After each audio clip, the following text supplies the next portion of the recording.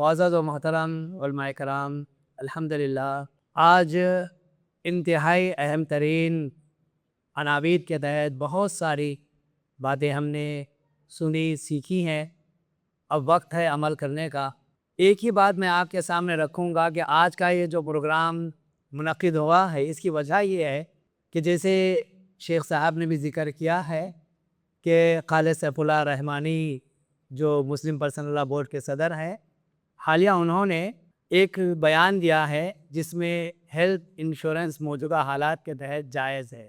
اس کے لیے دواخانے سے علماء کرام جمعیت سے رجوع ہوئے اور وہ چاہتے تھے کہ جمعیت بھی اس تعلق سے کوئی فتویٰ صادر فرمائے.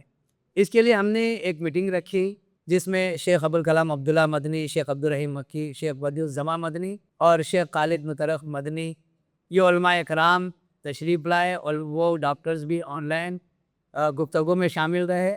تقریباً 2 گھنٹے کے قریب یہ گفتگو رہی اور اس کے بعد علماء کرام نے اپنا موقف سامنے رکھا.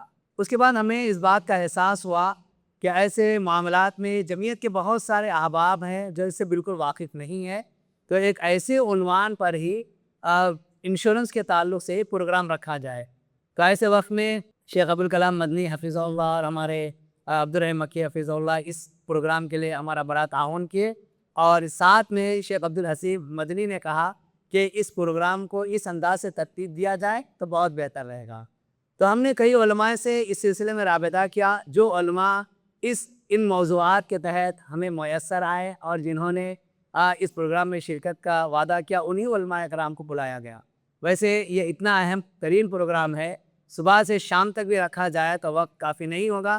مختصر وقت میں کچھ باتیں آپ کو بتانا تھا. الحمدللہ ایک بڑی تعداد میں آپ لوگ یہاں پر آئے، اور سب سے بڑی اور خوشی کی بات یہ ہے کہ علماء اکرام نے اپنے اپنے موضوع کا حق ادا کیا اور بہت تشفی بخش آپ لوگوں کے خطابات رہے. اس پر میں جمعیت اہل حدیث کی جانب سے آپ تمام کا مشکور و ممنون ہوں، اور امید کرتا ہوں کہ آئندہ بھی جمعیت جیسے آپ کو دعوت دے گی آپ ضرور تشریف لائیں گے. اور آپ احباب جمعیت مختلف علاقوں سے یہاں پر تشریف لائے ہیں اور علماء اکرام کی بڑی تعداد یہاں پر حاضر ہوئی ہے.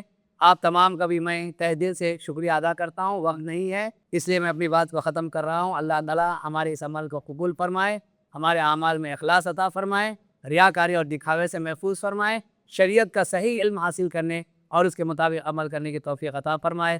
وآخر دعوانا ان الحمدللہ رب العالمین. السلام علیکم ورحمۃ اللہ وبرکاتہ. مرسی ٹی وی کے مزید ویڈیوز کے لیے ہمارے چینل کو سبسکرائب کریں اور بیل آئیکن کو کلک کرنا نہ بھولیں. جزاک اللہ خیر. مرسی ٹی وی، پیغام رحمت.